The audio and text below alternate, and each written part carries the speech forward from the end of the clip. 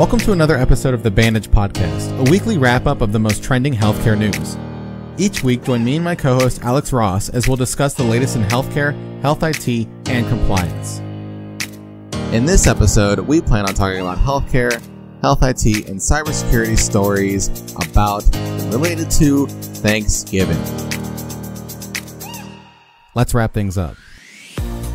Welcome to a special holiday episode of The Bandage. I'm Matt Moneypenny. And I'm Alex Ross. Alex, before we get started, it's turkey season. That means our diagnosis code of the week is W61.43, pecked by a turkey. Let me tell you, Matt, this has actually happened to me, interestingly enough. Oh. You might be getting the idea that I'm a regular at my local doctor's office, and you'd be right, because this one's actually happened more than once. Typically around Thanksgiving season, I like to get festive and visit my local turkey farm because they have the freshest and the best turkey. And of course, while I'm there, I gotta say hi to all my friends who happen to be turkeys. And this last season when I went to visit, I guess they didn't remember me. So when I climbed into the cage, and kind of looked at him and was like, gobble, gobble. They're like, gobble, gobble, and pecked me in the ankle repeatedly until I left. Wow. It hurt. You know, Alex, it seems that you have a very, very bad luck because every week you get diagnosed with the exact code that we're working with. Is that coincidence? They don't happen each week. Oh. These have all just happened over the course of my very long and fruitful life. Wow. Very fruitful indeed. A cornucopia. Experienced. A cornucopia of medical billing codes, if you will. Absolutely. It's like a good old feast. Ah, yes. A little bit of everything on your plate. Did the turkey have to be diagnosed with a medical billing code after it pecked you? No, it was just declared deceased and declared delicious. With that, let's get into the stories we have for this special holiday edition. Our first headline is, Wash Everything But the Turkey. Food and safety experts at the U.S. Department of Agriculture reminded people not to rinse their turkeys during Thanksgiving. According to a recent survey, 1/4 of people say they've suffered food poisoning after a holiday meal. Experts say that the main cause of this illness might be due to rinsing the turkey before it's cooked. Rinsing raw poultry actually doesn't remove salmonella and other harmful bacteria that can cause illness. The only way to destroy these is by cooking the turkey at an internal temperature of 165 degrees.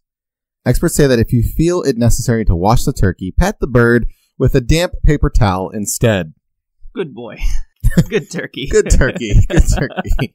I can understand, one, it's not very effective to rinse off your meat.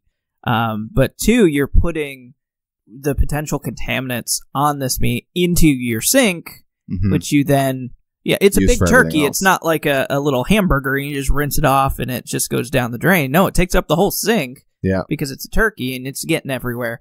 And that's how you end up with contaminants on other things that you're going to be eating, like your cold salads or your coleslaw, or I don't know, is cranberry sauce served cold? No. Well, no, it is. I think. Is it? Yeah. I don't know. I don't like cranberry sauce, so I don't. If it's from the can, away from it. It's room temperature. Okay, so that's a great place for salmonella to potentially hide. Exactly. So just give your turkey a few good boy pats. And pop it in the oven. I think a lot of what happens is people try to defrost their turkeys by soaking it in water. If you do that, make sure you keep it within the packaging, because the last thing you want to do is expose it and have it sit in a bath of water for a long period of time, waiting for the ice to melt. Right. The same could be said for eggs.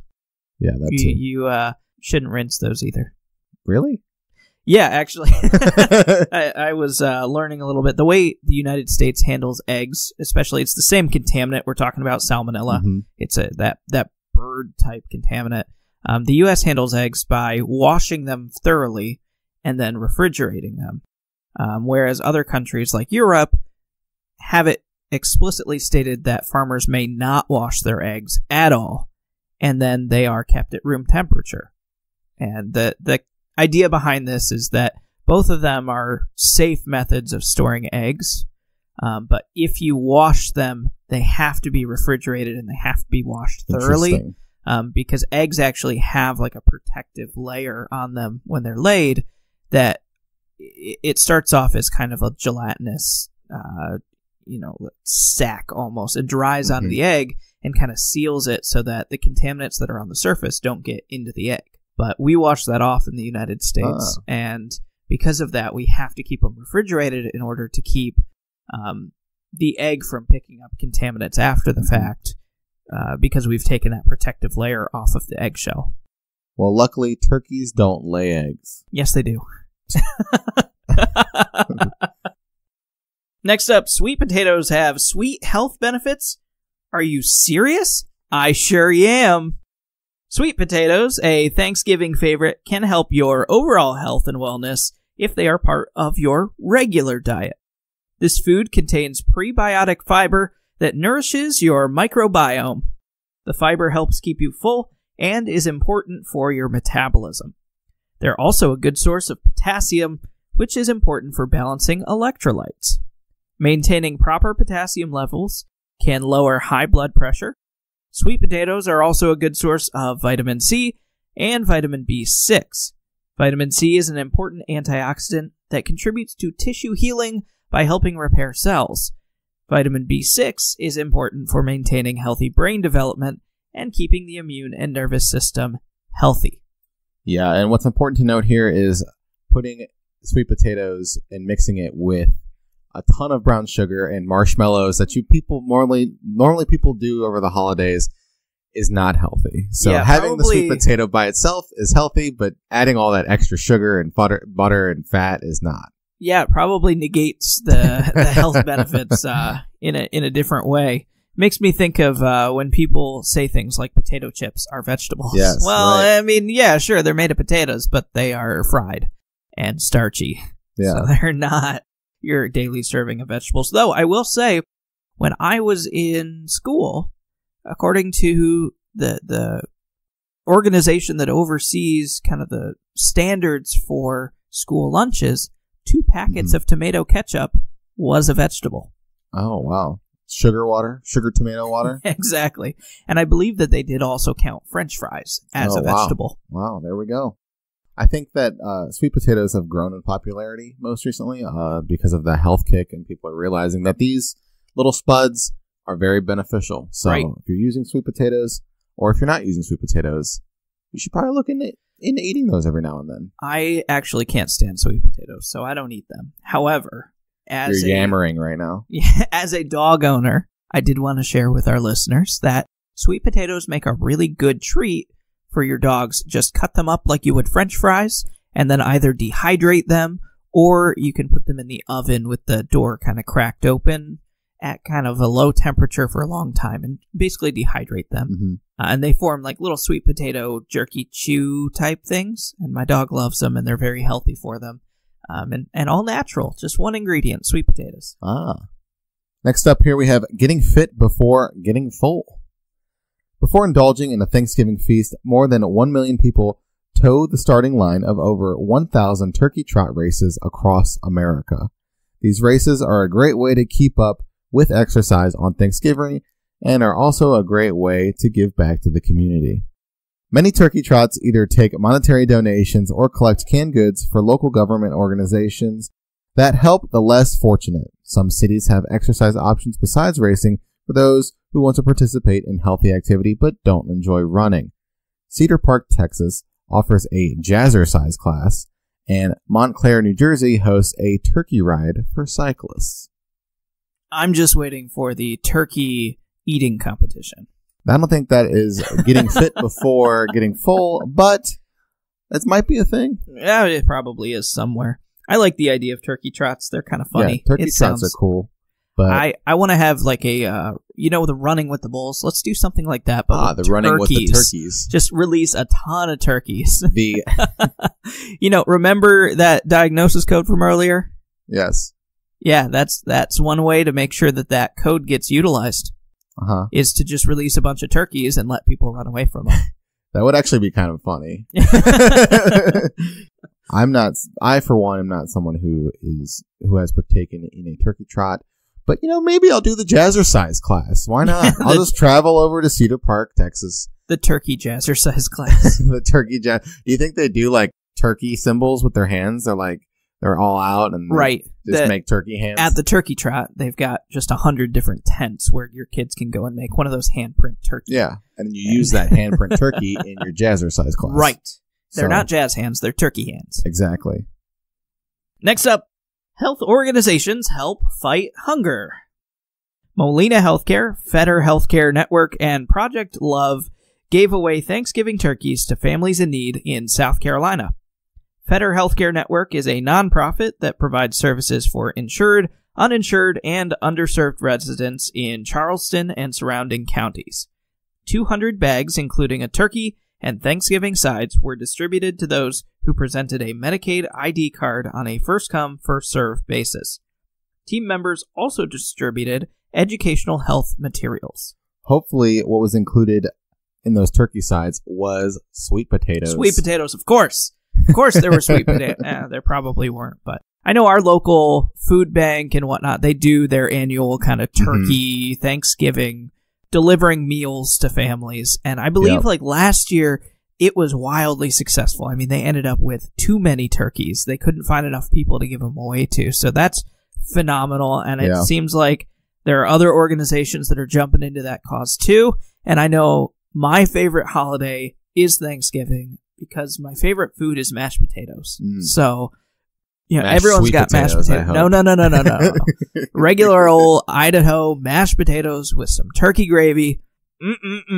That's what I need this Thanksgiving.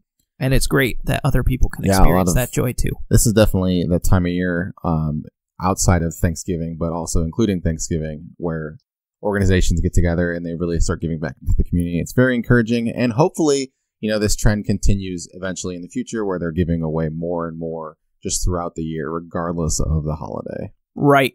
So obviously, I had a pretty good Thanksgiving. I ate a lot of mashed potatoes over the holiday. Still have plenty more leftover mashed potatoes. And then my favorite, of course, is the leftover sandwiches that you make the next day.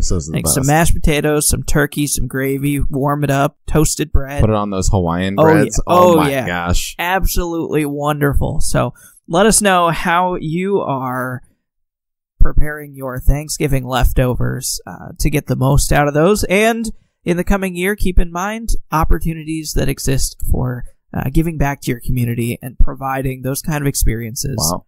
To your way to bring it back citizens. into the topic. Absolutely. Well done, Alex. Shop till you drop your mental health. Online shopping has become such a habit for some people that experts believe it should be classified as a mental health condition. The condition is characterized by an extreme preoccupation with and craving for shopping, as well as urges to own certain goods. People with the condition tend to buy more than they can use and afford. The condition can lead to extreme distress, family issues, hoarding of goods, or even embezzlement. Researchers hope to encourage mental health experts to explore the condition. This is very similar to and related to the current disorder, which is dealing with addiction to shopping. So that does exist already, but online shopping does not exist specifically. And this is just in time for Black Friday season, baby. Well, Black Friday by now has already passed, and I've got all of the best deals. However, here we are on Cyber Monday. And let me tell you, I'm excited for it. I may have to be diagnosed with something. Who knows? What's crazy is there's always those stampedes you see every year. And there's always these crazy stories from Black Friday where it's like, oh, this person wanted a $500 off TV and they argued with their sister about it. And when I was younger, you know, just kind of like end of high school, early college, I was, you know, teen, kind of rowdy, stayed up late. Yeah. Black Friday was arguably one of my favorite days because I get my friends together every year and we'd leave at like 10 o'clock at night on, you know, Thursday night, and we would just stay out all night. We wouldn't do a lot of shopping because we were poor kids. We would just go to stores and like watch people and look at deals. We'd buy some things, you know, if a movie was on sale or something like that, or, you know, we might have saved up for something all year, but it was so much fun. But of course, now as I get older, it's past my bedtime. It's not worth it for the lines and the people just to get, you know, an extra $20 off. And I find myself moving more towards online shopping day in, day out, because it's just easier. And, you know, frankly, it kind of sucks that people have to work on Thanksgiving. Mm-hmm. I know, since it's my favorite holiday, I wouldn't want to work on Thanksgiving. And so I certainly feel for them, and I would love it if we would all just shop online for Black Friday and let them enjoy their Thanksgiving and come back the next day. You know, a lot of stores are actually closed on Thanksgiving this year. Right. They're my favorite. Yeah, but the big retailers like Walmart are still open very early, so and they're never going to change that. Walmart closes on Christmas. Oh, wow. There's like 2 days a year that they close Easter and Christmas. Yeah, of course. With that, let's go to our next segment. BREACH, Breach Patrol. It's a breach! All of the latest cybersecurity breaches. Well, Alex, I can't say that I'm thankful for any breaches. Me either, Matt. But we hope that you didn't eat too much on Thanksgiving so that you still fit into your breaches. Or that you at least unbutton them to stuff yourself with more turkey. And that's it for this week's Thanksgiving wrap-up of your weekly healthcare news. I'm Alex Ross. And I'm Matt Moneypenny. We hope you had a happy Thanksgiving, and we'll see you next week. Gobble, gobble. Thank you for joining us for this week's episode of The Bandage. This week's episode was written and produced by eTactics. eTactics is a leading revenue cycle solutions organization committed to providing innovative, web-based solutions that improve our clients' cash management and customer relationships. Thanks, and we'll see you next week.